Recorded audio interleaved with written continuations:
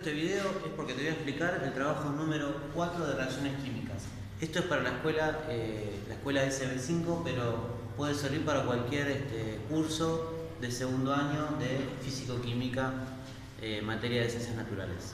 ¿Qué es una reacción química? Bueno, una reacción química entonces es cuando dos sustancias, dos o más sustancias, porque tiene que haber claramente dos o más, se combinan y dan como resultado una nueva sustancia. Esto también se conoce como, a la acción de combinarse, reacción química. Pausa. No creo. Bueno, acá hubo claramente una reacción química y la vamos a simbolizar de esta forma. A más B significa sustancia A más sustancia B. Esto significa reacciona en una sustancia C más D. Hay una ley que se llama ley de conservación de la sustancia, o sea que la cantidad de átomos o de masa presente en este lugar, esta cantidad tiene que ser equivalente a esta cantidad. O sea, hubo una conservación en la reacción.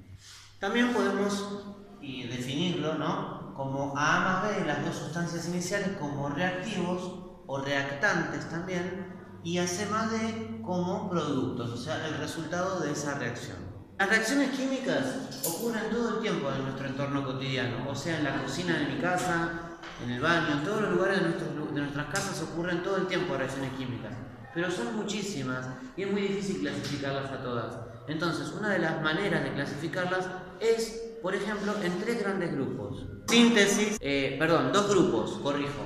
En dos grupos grandes de síntesis y también llamados otro grupo de degradación o descomposición. La reacción de degradación o descomposición es una reacción en la que el producto de la reacción es más sencillo que el reactante. ¿Qué significa esto? Que, por ejemplo, se combinan dos productos y dan como resultado algo más sencillo. Por ejemplo, cuando algo se descompone, se forma, por ejemplo, gas metano, que es un elemento mucho más sencillo que lo inicial, ¿sí? Siempre entonces, cuando algo se descompone, el producto de la descomposición, siempre ese resultado es más sencillo que las sustancias que empezaron la reacción. En cambio, en las reacciones de síntesis, los productos son los más complejos que los reactivos más sencillos. O sea, el producto de una reacción de síntesis es más complejo que el reactivo. Ejemplo, un óxido. Por ejemplo, cuando algo se oxida, se combina oxígeno y el hierro, ¿sí? Cuando un clavo se oxida, se combina oxígeno y hierro. Cuando el hierro está oxidado, ese resultado, ese óxido, es más complejo que lo que empezó al principio, que era por separado hierro y moléculas de oxígeno. Otra forma de clasificar también las reacciones, ¿sí?, aparte de esos dos grandes grupos que dijimos al principio, pueden ser a través de analizar los reactivos y los productos. Reacción ácido-base, reacción de precipitación y reacción de óxido-reducción. Entonces serían las tres maneras también de clasificarlos según los reactivos y productos. Los ejemplos de cada uno de estos es: la reacción de óxido-reducción es cuando algo se oxida.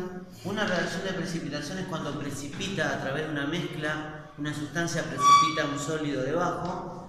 Y reacciones ácido-base, estas están presentes en casi todas las cosas de nuestra cocina, ¿sí? Muchas cosas son ácidas como el limón, otras cosas tienen características básicas, pero esas son cosas que vamos a ver más adelante. Esto es la clasificación que se da hasta acá.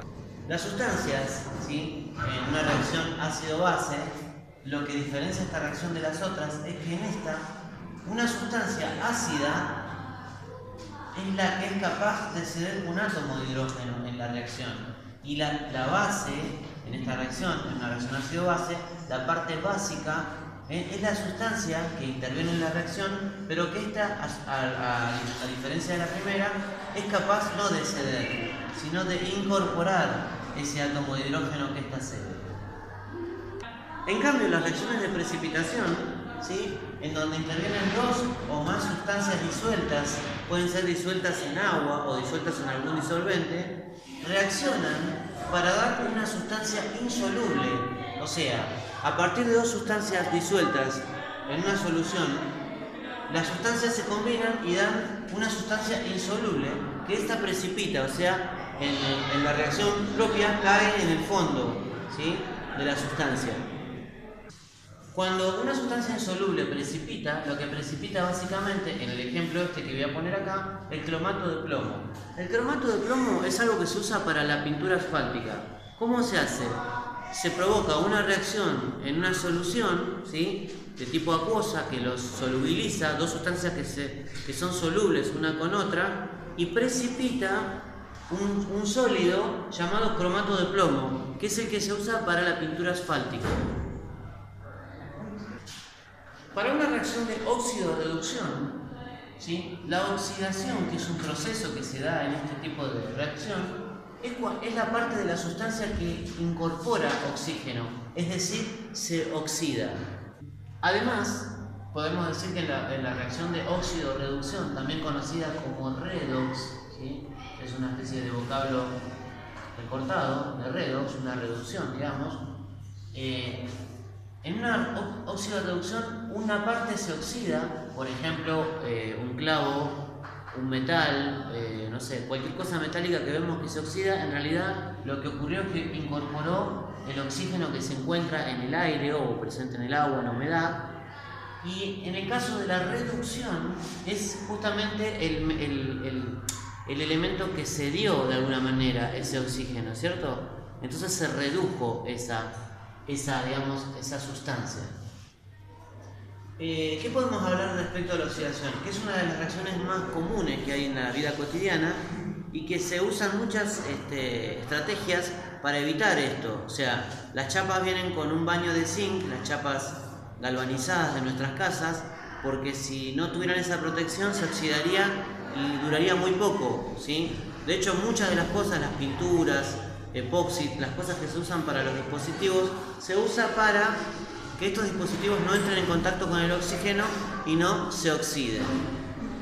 Último, para agregar en referencia a este trabajo que están haciendo, ¿cuál es la diferencia entre un cambio físico y un cambio químico? Un cambio físico es el cambio en aquel el que no cambia la identidad, ¿sí?, del elemento, o sea, la sustancia no cambia su identidad, o sea, su composición atómica no cambia. Ejemplo, si yo rompo una tiza al medio, la parto a la mitad, en ambos lugares tengo siempre la misma tiza con la misma composición, o sea, no varió sus propiedades.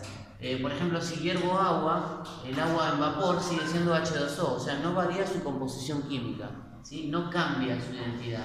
En cambio, en un cambio químico sí cambia su identidad, ¿sí?, cambia su identidad, es más, se hace irreversible muchas veces el cambio químico, o sea, no se puede volver para atrás en un cambio químico. Ejemplos de cambio químico: cambios de coloración, condimentación de una comida, ¿sí?, cambios de color con la tintura. Esos son ejemplos típicos de cambios químicos que se dan.